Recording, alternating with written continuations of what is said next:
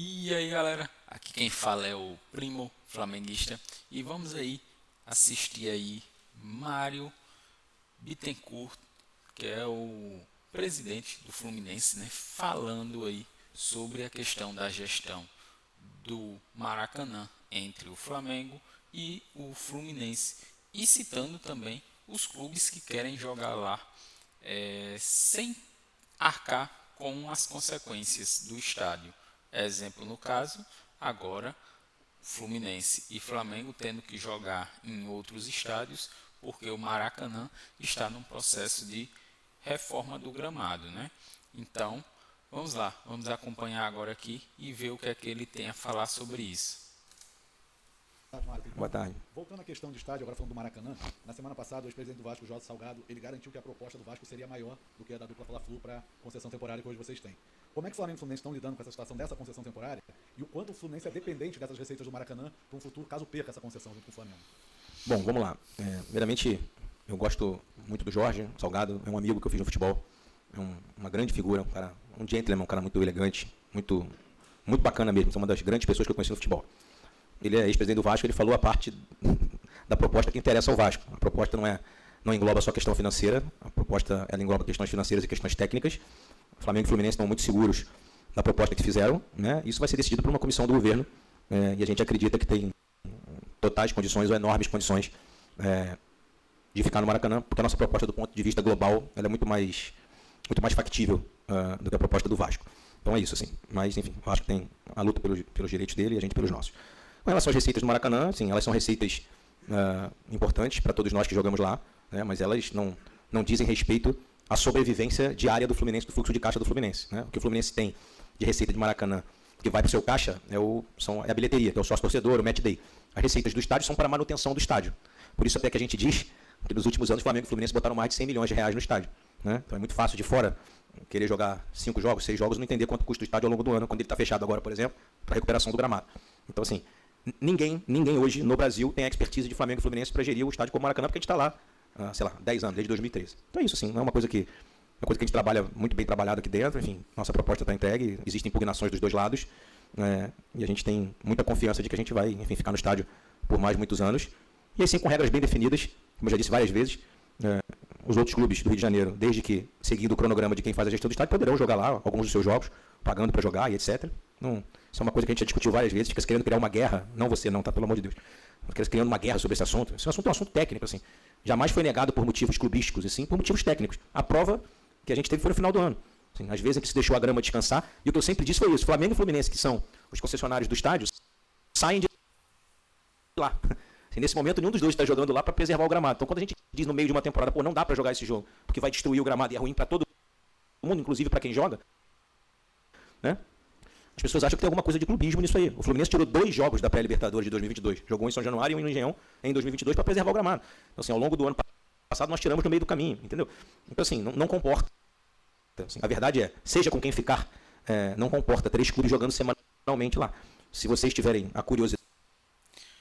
Só lembrando assim, né, de tudo que ele já vem falando aqui, ninguém lembra, muitas pessoas aí fingem esquecimento no período aí da pandemia, né, que mesmo com o estádio sem estar funcionando, mas o Flamengo e Fluminense continuaram mantendo o estádio, tanto com aluguel quanto com manutenções, porque assim, venhamos e convenhamos, tem problemas, queima a luz, dá problema num vaso sanitário, dá problema num piso que danificou ou qualquer coisa do tipo. Mesmo que esteja parado, é necessário manutenções, né? Também poucas pessoas falam disso, certo? Da parte do caos que é manter um estádio sem estar funcionando, certo? Só lembrando aí que os créditos do vídeo vai estar aí na descrição, certo? Foi na Fluminense TV. Para quem quiser acompanhar na íntegra, foi a entrevista aí dele, foi mais de 1 hora e meia, certo? Onde foi respondido diversas perguntas. Caso você tenha interesse aí, curiosidade em saber, só acompanhar aí, beleza? Vamos lá então, vamos continuar aqui. Os que são mais jovens, né? Eu tive a oportunidade de ver jogos no antigo Maracanã né, em que a gente não tinha referência. A gente chegava lá, olhava assim e falava, nossa, o campo é lindo. Hoje eu olho os vídeos no YouTube, a bola quicava dessa altura, o jogador conduzia, a bola ia quicando dessa altura. A gente achava ótimo que a gente não tinha referência. Aí jogavam. Aliás, não jogava os 4, não. Jogava os 6. Jogava Fluminense, Flamengo, Vasco, Botafogo, América e Bangu. Eu cansei de rodada dupla. Pode pegar aí, 1985, no mesmo dia. Assim, 2 clubes grandes jogando, um contra a América e outro contra o Bangu. E eram 2 jogos no mesmo dia. Às vezes ainda tinha preliminar, sei lá. E tudo bem, era normal. Aí não dá para ficar usando esse argumento de 1970. Ah, porque 1970, 1980, tudo bem. O mundo mudou em tudo, assim, não tem como. Não se dá mais para jogar naquele tipo de grama que se jogava naquela época. Assim, então, que a gente tem que entender. E esse papo de que o estádio é de todo mundo. Não, assim, já falei isso. Tem outros equipamentos públicos que são de todo mundo, mas tem gente que administra e paga por ele. Isso não te dá o direito de passar na Via Lagos ou na Ponte Niterói sem pagar o pedágio. Assim, de todo é meu também, então eu não pago. Não, como assim? Tem alguém que administra aquilo ali e tem as regras daquilo ali. Então, assim, óbvio que o estádio foi construído, etc., em 1950. Porque se a gente vai entrar na discussão de direito, de quem tem mais direito, eu vou fazer um relato para você. Sabe quantos jogos o Fluminense tem a mais do que o Vasco no Maracanã, na história do estádio? Você tem ideia, mais ou menos? Quase 900 a mais. O Fluminense tem quase 900 jogos a mais que o Vasco na história do Maracanã, jogando lá.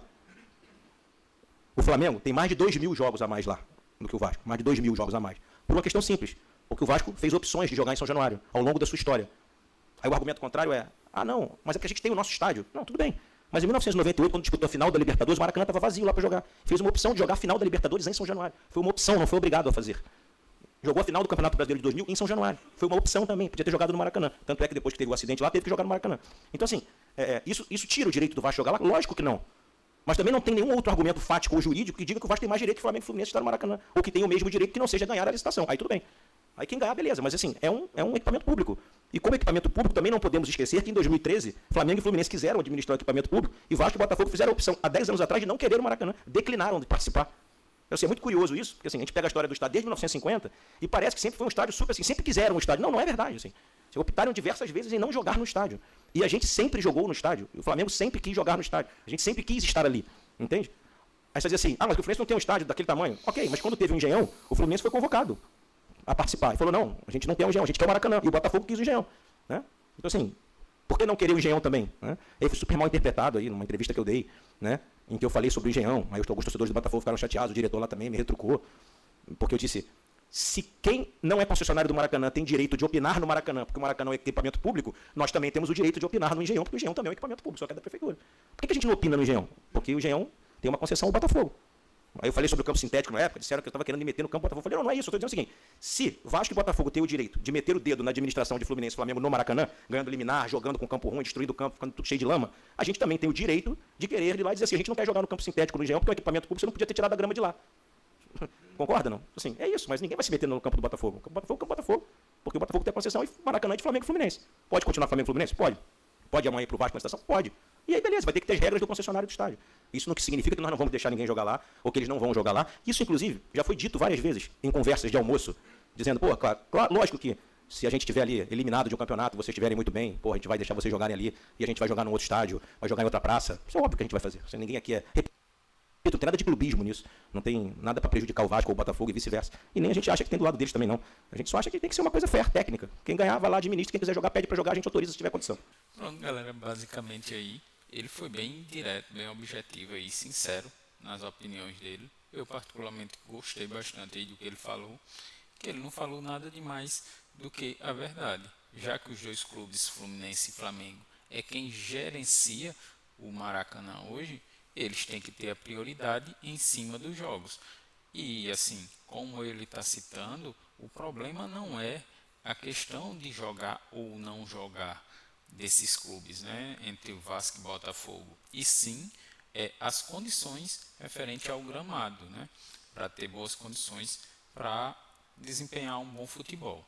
Então, basicamente é isso. Se inscreve aí no canal, ativa o sininho de notificações e até o próximo vídeo. Fui!